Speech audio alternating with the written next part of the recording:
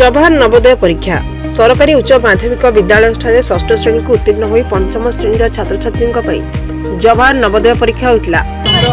आज कौन परीक्षा थिला केमिति परीक्षा प्रश्न भल आसला कि पास होबार संभावना अच्छे पास पड़ो निश्चय। ओके धन्यवाद। कोरापुट जिलार 14टी ब्लॉक मोट 5854 जन छात्र छात्री परीक्षा देवाई पंजीकरण होता। से बंधुगां ब्लॉक 211 जन छात्र छात्री परीक्षा पंजीकरण होता बेले 162 जन उपस्थित थिबा बेले 49 जन छात्र छात्री उपस्थित थिले। यह परीक्षा कोरापुट जिला नवोदय स्कूल शिक्षक श्री CLO डॉक्टर सदाशिव पात्र उपस्थित थिबा बेले सुपरिटेडेंट भाव रश्मिता सेठी परीक्षार दायित्व तुलाइथिले।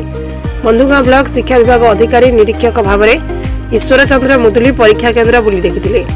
परीक्षा केन्द्र में पिलांक पई कौनसी असुविधा न होबा पई बंधुगां थाना स्टाफ को मुतयन करा जायतिला।